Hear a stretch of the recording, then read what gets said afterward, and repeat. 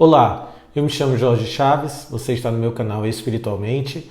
Seja muito bem-vindo, se é a sua primeira vez aqui no canal. Já deixo aquele convite clássico, o joinha, que nos ajuda muito a fazer com que o YouTube entenda que o vídeo é relevante e compartilhe para outras pessoas.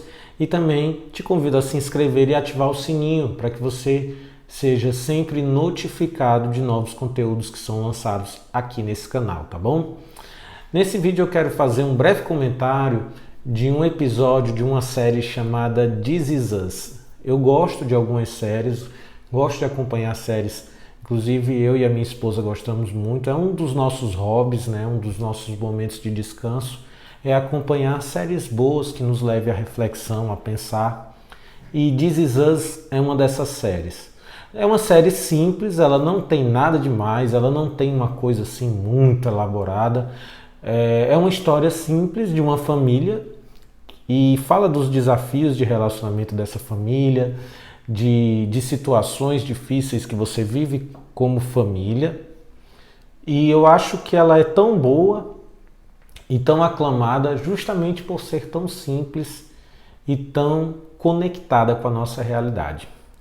Então eu indico você assistir isso caso você ainda não tenha assistido, tá? Mas eu vou já dar um spoiler de um dos episódios que eu assisti, que é o episódio que gerou a ideia de fazer esse vídeo aqui para vocês. Na quarta temporada, episódio 17 da quarta temporada, o episódio mostra um momento, uma consulta de um dos personagens com a sua terapeuta, né? Ele está fazendo uma consulta com a terapeuta e ele tá naquele momento de consulta, ele está tratando um dilema que ele vive dentro dele, da mente dele, que é em relação ao pai dele. O pai vem a falecer tragicamente, já tem mais de 20 anos que o pai dele morreu, aliás, desculpa, já tinha mais de 20 anos que o pai dele tinha morrido e ele não conseguia lidar bem com isso. E aí na terapia ele vem colocar essa situação e aí começa-se a fazer um exercício de construir cenários de como seria a vida dele hoje se o pai dele tivesse sobrevivido, se o pai dele não tivesse morrido e estivesse vivo até hoje. Como seria a vida dele se essa tragédia não tivesse acontecido? E nesse exercício vai se constatando que ele construiu muitas fantasias e fantasias essas que bloqueavam ele de ter uma vida boa hoje. Bloqueios que ele havia construído, ressentimentos que ele ainda não havia tratado, o perdão que ainda não havia sido dado de fato, sabe? Aquele perdão pleno. Então ele começa a perceber as suas feridas à medida em que ele vai fantasiando uma vida que ele gostaria de ter, mas que não estava mais acessível a ele.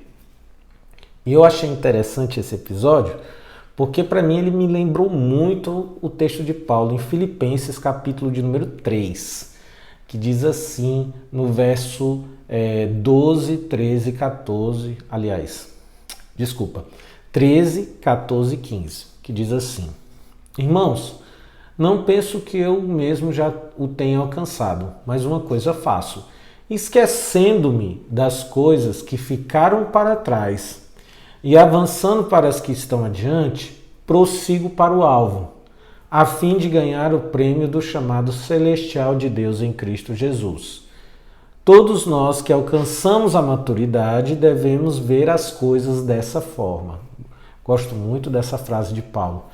Todos nós que alcançamos a maturidade devemos ver as coisas dessa forma.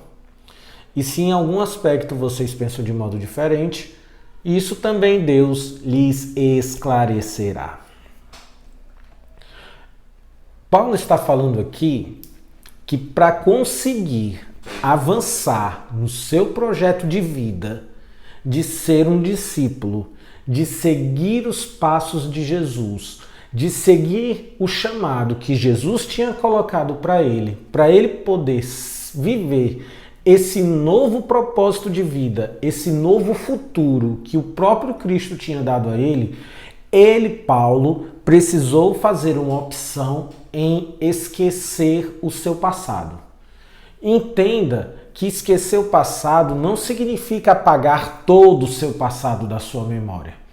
Mas Paulo decidiu que daquela vida anterior que ele havia vivido até o momento de encontrar Cristo Jesus, daquela vida anterior haviam coisas, haviam valores, haviam experiências, haviam fatos que ele havia vivido e que esses fatos, experiências e valores precisavam ser jogados fora, precisavam ser esquecidos, precisavam morrer, porque se ele não fizesse esse processo, se não houvesse essa morte de certas coisas do seu passado, esse esquecimento, ele não conseguiria seguir em frente. Ele não iria conseguir avançar no seu projeto de ser um discípulo de Cristo.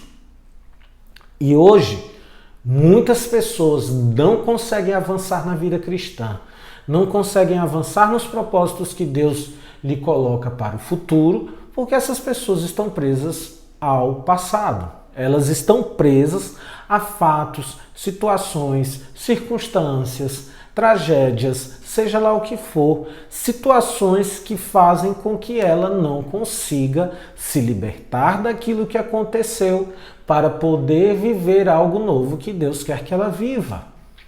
Isso é comum, extremamente comum acontecer, mas é extremamente danoso também, porque te impede de experimentar em Deus coisas maiores, te impede de experimentar o muito mais de Deus, o melhor de Deus. A gente tem até um jargão no meio evangélico, né? O melhor de Deus ainda está por vir. Na vida de muita gente, o melhor de Deus nunca conseguirá chegar. Por quê? Porque essa pessoa está presa a um passado do qual ele já deveria ter sido liberto. E aí o episódio e o texto do apóstolo Paulo nos coloca muito nessa questão de como nós lidamos com o nosso passado. Essa é a grande pergunta. Como eu e você tratamos as circunstâncias, as situações que aconteceram na nossa vida. Principalmente aquelas que marcaram mais, aquelas que ficaram gravadas no fundo da nossa alma. Como nós lidamos com elas? Será que elas são como âncoras que não nos deixam navegar e seguir em frente? Ou será que elas são como cicatrizes tratadas que estão ali? Você nunca vai ter amnésia delas, mas elas não te impedem de viver. Elas não te deixam prostrado, porque já cicatrizou, porque já foi tratado, já foi colocado no devido lugar. Tem pessoas que não aprenderam a colocar o passado no seu devido lugar. Arrastam o passado para todos os dias de sua vida. Trazem para o hoje. E por fazerem isso o tempo todo, não conseguem ter um futuro. O futuro para elas é sempre a repetição do passado do qual ela está presa. A pessoa está presa nisso. E não consegue avançar. Então, o que a palavra de Deus nos inspira, e que nessa obra cinematográfica, né, nesse seriado, também toca de alguma forma, é que para alcançar maturidade a gente precisa ver as coisas dessa forma. E de que forma Paulo está falando? O que passou precisa passar de fato, para que você esteja livre para viver coisas novas. Livre para viver algo novo. Você precisa colocar o passado no seu devido lugar. E a minha oração por você, por mim, por todos nós é essa. Que nós aprendamos a lidar com o passado, a colocar as coisas que aconteceram no passado, sejam aquelas que você escolheu erroneamente, ou sejam aquelas que aconteceram na sua vida sem você nem ter tido direito de escolha. Aconteceu, foi um fato, foi uma tragédia, foi um acidente, foi algo que estava além do seu poder de controle. Independente do que seja, se nós não conseguirmos perdoar, liberar perdão, abrir mão de todos os rancores passados e colocar as coisas no seu devido lugar, colocar o passado enterrado no passado, você não conseguirá experimentar coisas novas.